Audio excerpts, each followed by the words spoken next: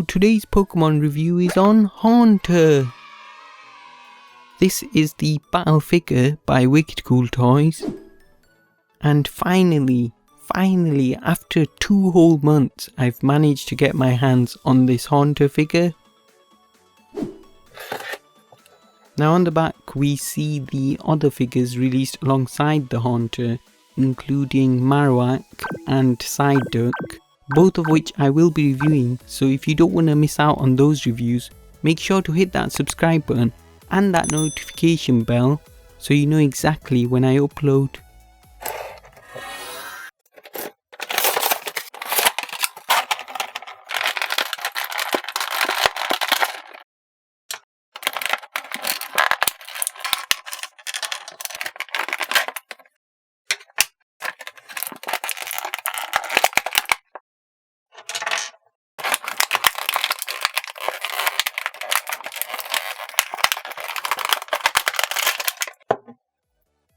Let's have a more detailed look at Haunter with a 360-degree spin.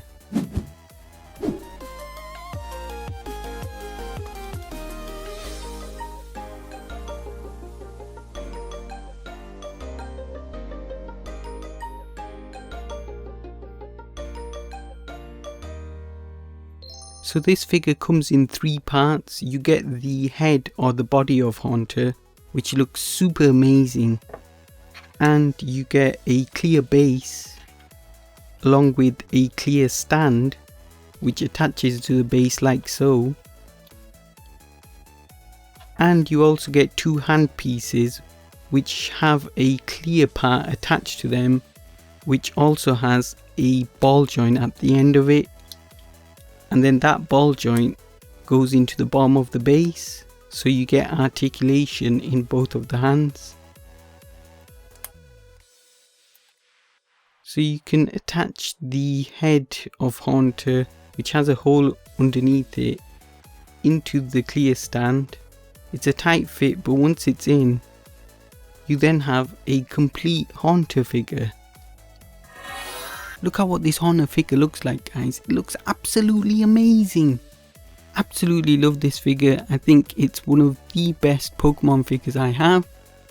Now, it took me an absolute age to get hold of this figure. It's been out for around 2 months now. I think because of COVID there's been huge delays in the distribution of this figure. Very few shops had it in stock, and the few that did, they just got sold out instantly. And then we saw the scalpers put these figures on eBay, and people were buying this figure for $30, they were buying it for $40, I even saw one go for $50.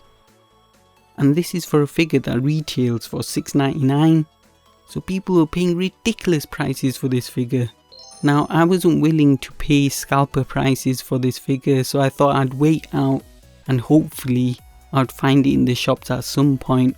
I did eventually find it in one of the shops in the UK and managed to get it for $6.99, so really happy that I've finally got hold of this Haunter figure.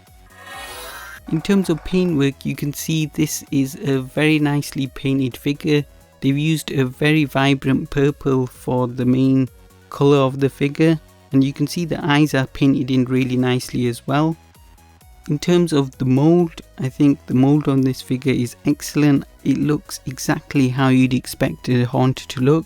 You can see the mould of the 6 spikes in the back of its head, really nicely moulded. The best moulded part about this figure though is the mouth. With Haunter you always have it in that very menacing but also cheeky smile that it always has, and this figure depicts that perfectly. You can see each of the individual teeth have been moulded in as well as the tongue. So very nice mould of Haunter here. Now, I've seen some people complain about the seam that is on either side of the Haunter's mouth. Now for me, I don't usually like the seam lines, but in this case I think it actually works, because the seam lines act like an extension of the smile, a bit like how you see on the Joker. I don't know if it was intentional by PoKeToy, but it actually works on this figure. In terms of articulation, You have the head which rotates around 360 degrees. And then the main points of articulations are in the hands. So the clear pieces attached to the hands are on ball joints, which means you get a full range of movement in the hands. They can go all the way forward, they can go all the way to the back. There's just an endless amount of positions you can put the hands in. And not only that, the hands themselves can actually rotate around a full 360 degrees on the clear piece. So that extends how many different positions you can put the hand in. So excellent amount of articulation in this figure. Whilst I was looking at it, I thought the actual fingers on the hands of this figure seem to be positioned in a way where you can grab hold of things. So it does look like when you put them together, it could maybe hold on to something. And when I thought that, I thought, why not try and get to hold a 2-inch Pokemon figure, which I have so many of. So in comes Pikachu, the mon called Pikachu, which is 2 inches tall. And as you can see, the Haunter figure can not only grab hold of it, but you can pick it up into the air. Now, even before I knew it could do this, I thought this figure was an amazing Haunter figure. But after seeing it do this, I think it just made it even better. It can only hold on to 2-inch Pokemon figures, but you can move around with them as well. This makes the figure even better than what I thought in the first place. So after holding on to Pikachu, I thought why not try and get this guy to hold on to Pokemon Scale World Red. And I also thought I'd have to go a little bit of stop motion. Now the thing I found out about stop motion is it is a very difficult thing to do. I mean, it took me so long and I only got a couple of seconds out of it. So next up, I thought why not compare it alongside the Gengar figure made by Wicked Cool Toys. And as you can see, these two look amazing together side by side, and I'd be happy to display them together like this. The Gengar figure was one of my favourite Wicked Cool Toys figures, but after getting this Haunter figure, I think the Haunter figure beats it, because I think the Haunter is almost a perfect rendition of Haunter. Whereas with the Gengar, I don't think he has enough articulation, and he's a bit skinny for my liking. I think Gengar should be a bit more pudgier than he is. Now the next thing we need is to get a Ghastly figure to go alongside these two, so that we can have the full evolution line. Now Haunter stands at 3.5 inches tall, and about 3 inches wide, and about 3 inches in depth. In this section, I like to compare the figure size alongside some other Pokemon toy lines that I'm collecting. So first up we have the Wicked Cool Toys Gyarados figure, Wicked Cool Toys Gengar, Wicked Cool Toys Blastoise, Wicked Cool Toys Charizard, Wicked Cool Toys Greninja, Tommy Snorlax, SH Figuarts Mewtwo, SH Figuarts Ash Ketchum, Wicked Cool Toys Ash Ketchum, Pokemon Scale World Red, and Figma Lillie.